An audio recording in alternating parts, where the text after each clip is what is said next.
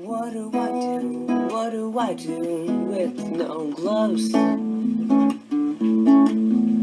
It's snowing outside, it's windy, and I have no gloves. Being outside with cold hands isn't much fun. What do I do? What do I do with no gloves? Hi everybody, I'm Wendy Shepard. I'm the Executive Director of Mittens for Detroit. And it's October, which means that we are collecting new mittens and gloves starting now. We'll go through January 10th. And this year, to help you all out, to answer a few questions that I get every single year, I thought I'd make a little video. So here we are at the office.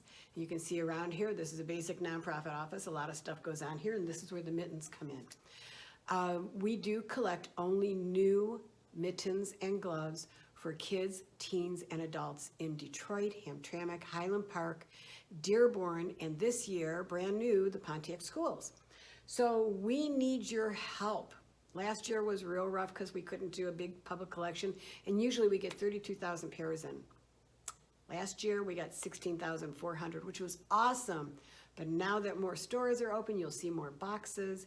You might be having a mitten raiser at work, or you might be a donor looking to donate mittens and gloves and you wonder how to do it.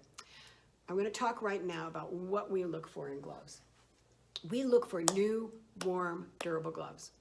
We look for gloves that, if it's kids and teenagers, they definitely will wear, which means usually if you can get something that's kind of a little bit snazzy, texting gloves are good. We know that gloves can be very expensive or not so much. So I'm going to show you a range of different kinds of gloves and the positives and the negatives about them. A lot of times people will go to the dollar store and they will get gloves for us that look like these. Let me show you something. We tend to have a hard time with the dollar store gloves, and I don't think you can see it, but I can see, looking right here, I can see the tag and I can see the my ring through these little magic gloves. That means when the weave opens up like that, the cold air can come in and the warm air leaves. So these gloves, while they're inexpensive and you can think, oh, I can get 10 pairs for $10, the problem is these will get wet. They will not help somebody's hands stay warm and dry, and it will most likely end up not being used for very long. Likewise, I have a box down here. I'm not throwing them on the floor, they're just in the box. All right, these are pretty snazzy and cool. And these have, they're the same kind of gloves. They're the dollar store gloves. They are a little bit less stretchy. And they're good for kids who don't really, they want to be fashionable. They want something snazzy. But again, these get wet. They stay cold on the hand, and they might not be very durable.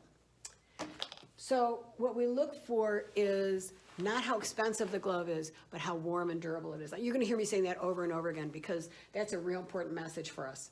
This is a pair of gloves that came in. This is a very inexpensive pair of gloves, but you see that lid on the hand there? That's pretty good. Texting on the fingers. And here, there's a liner inside. So while it looks like it's just like those dollar store gloves, it's really not. It's snug. My hand's in there, and it's very nice and snug. For one thing we look at is how long is the cuff. Think about it. A lot of people are using coats that maybe don't fit them the way that your coats fit you, and maybe their arm is exposed. So if you have a choice and you can get one with a little bit longer cuff, that's awesome. But these are some wonderful gloves that are not very expensive, just like these. These here are, they say, 2-pack string knit touch gloves, which means, you know what, texting. And these are the same kind of thing. I can't take these apart because they're put together, but they are warm, they're thicker, and even though they're knit, they'll be a little bit more durable than the plain dollar store ones, the magic gloves.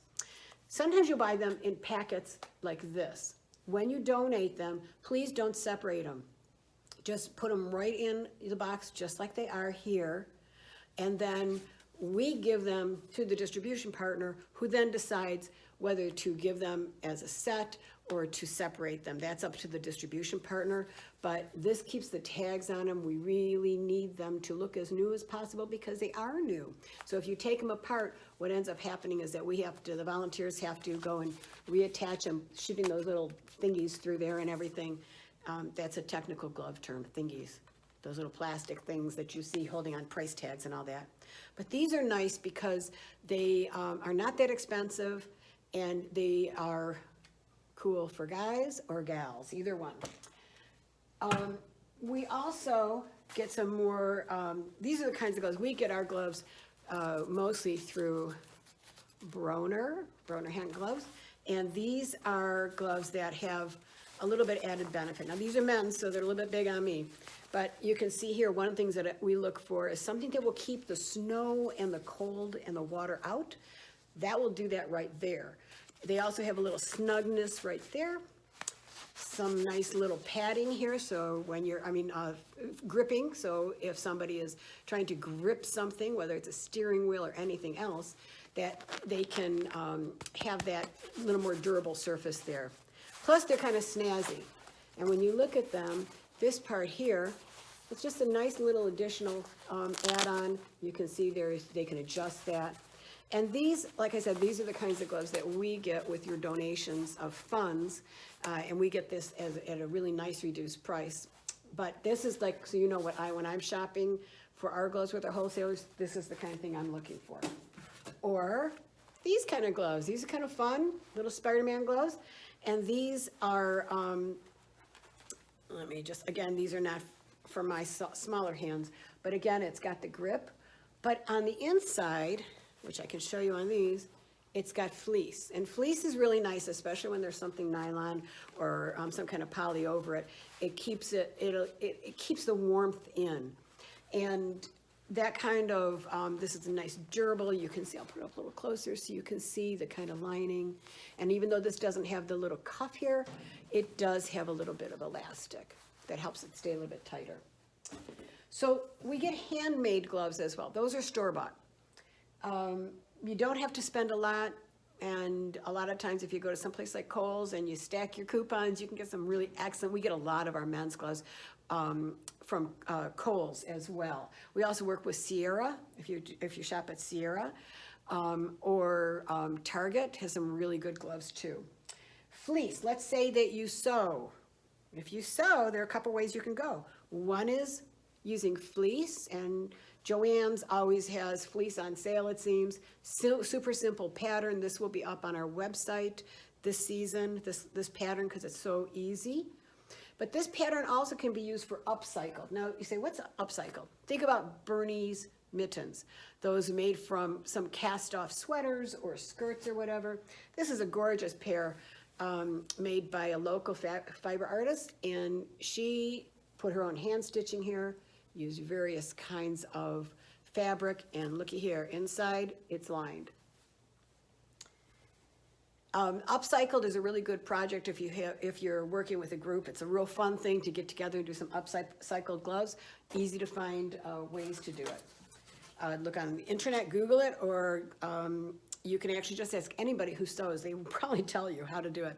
The other thing we get is hand knit and crochet. This is a pair of gloves that would fit an adult male or a teenager. Sizing of gloves. When a kid gets into 5th grade, suddenly their hands are like adult size, like mine. And, well, actually, mine are like little adult size, but they start wearing adult clothes. If you have got 5th graders at home, you know that they're borrowing your clothes and stuff, but especially the hands start getting human size, perhaps. Now, one of the things to think about is when you're getting gloves for preteens and teenagers, please think about what will they wear. I'm a grandma, so I can say this about grandmas. Don't buy a pair of gloves that a grandma just might buy just to buy a pair of gloves for a kid. Think about, what is that kid gonna wear? I always, when I'm shopping for the gloves, I think, would my kids, when they were teenagers, would they have worn those gloves? And if they wouldn't have worn them, I'm not gonna buy them. So you wanna really make sure you do that. This is a beautiful pair. It's 2 layers, beautifully done. We get gloves from as far away as handmade gloves as far away as Roswell, New Mexico, and Ohio, and you name it, we get gloves. And when people make gloves, a lot of times what will happen, look at this beautiful pair of cable knit gloves. They will put some beautiful notes on them. This is especially good if kids are donating. And this note says, "You are loved," and it has the person's name. You can, if you hand make gloves, please tie them together. Don't use safety pins because we have to take those apart, but just use a piece of scrap yarn and attach them together. Or for a little guy, you can make like an I-cord. And if you knit or crochet, you know what I'm talking about. If you don't, you're not gonna make them anyway, so it doesn't matter.